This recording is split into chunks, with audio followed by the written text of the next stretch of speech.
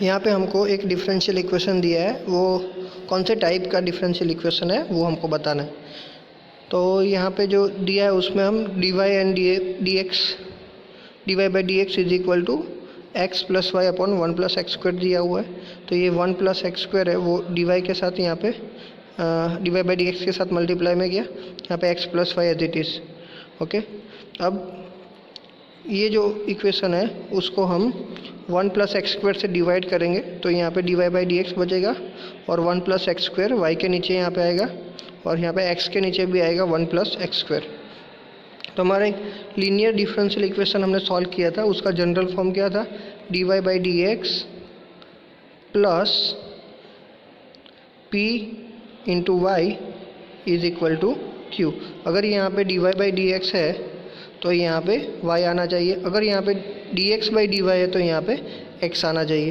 तो ये कौन से टाइप का डिफरेंशियल इक्वेशन था, लीनियर डिफरेंशियल इक्वेशन।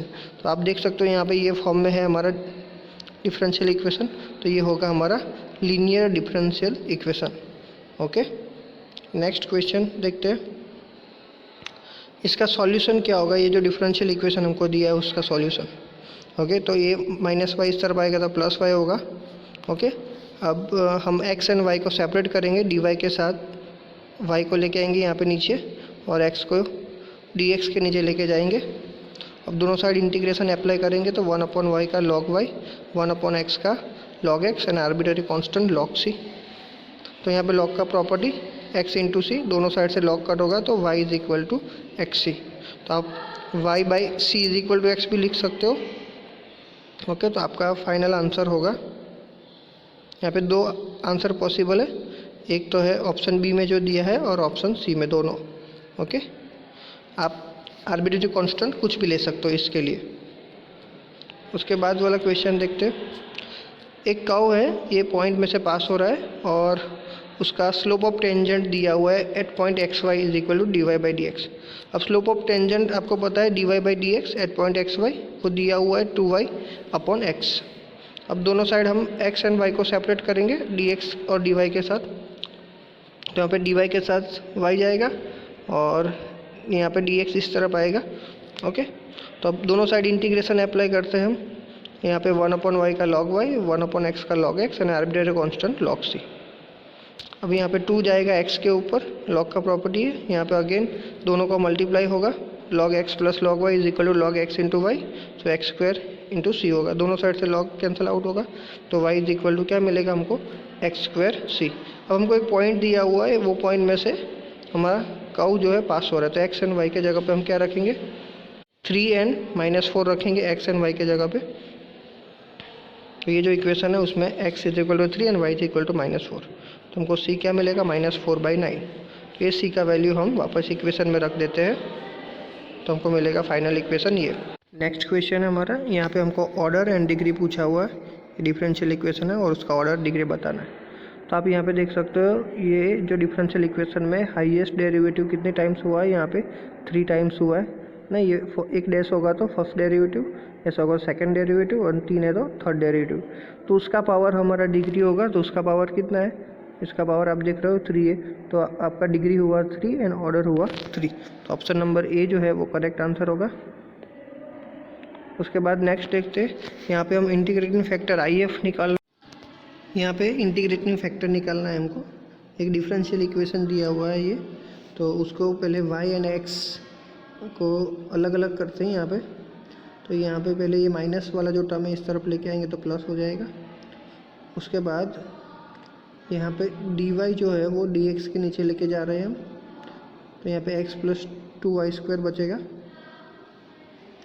अब यहाँ पे इसको सॉल्व करने के लिए इंटीग्रेटिंग फैक्टर के लिए लीनियर जो इक्वेशन है हमारा differential equation, dx upon dy plus p into x is equal to q, ये फॉर्म के साथ कंपेयर करने के लिए हमको dy/dx के आगे कुछ नहीं चाहिए। यहाँ पे जो y है उसको रिमूव करने के लिए हम दोनों साइड पे यहाँ पे y से डिवाइड कर देंगे, तो यहाँ पे ये फॉर्म मिलेगा dx/dy minus x/y is equal to 2y।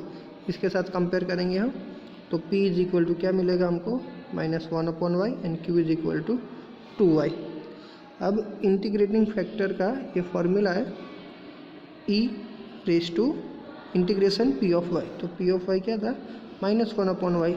तो -1/y का इंटीग्रेशन करेंगे तो माइनस लॉग y आएगा, और ये लॉग का प्रॉपर्टी है -1 ऊपर जाएगा तो क्या होगा हमारा e के पावर में log y इन्वर्स। अब e के पावर में log है तो वो तो 1 हो जाएगा, तो y इन्वर्स आंसर आएगा, और y इन्वर्स को आप 1/y भी लिख सकते हो। हमारा फाइनल आंसर होगा 1/y। उसके बाद का क्वेश्चन देखते हैं। यहाँ पे आपको ऑर्डर एंड डिग्री बताना है। तो यहाँ पे क्यूब रूट वाले फॉर्म में है, तो पहले क्यूब रूट निकालना पड़ेगा। फ्रैक्शन में पावर नहीं होना चाहिए, तो दोनों साइड में क्यूब करूँगा तो यहाँ पे 1/3 पावर निकल जाएगा और इधर क्यूब लग जाएगा।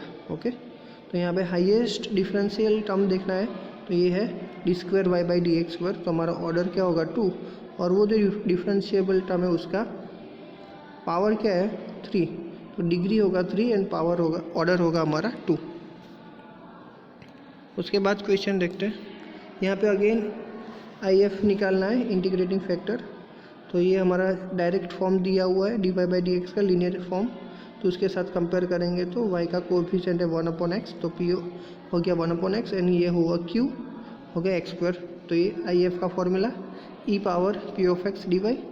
p ऑफ x क्या है हमारा 1/x, और 1/x का इंटीग्रेशन log x, और e के पावर में log है तो 1, तो हमारा होगा आंसर x होगा, x हमारा करेक्ट आंसर। उसके बाद नेक्स्ट क्वेश्चन है।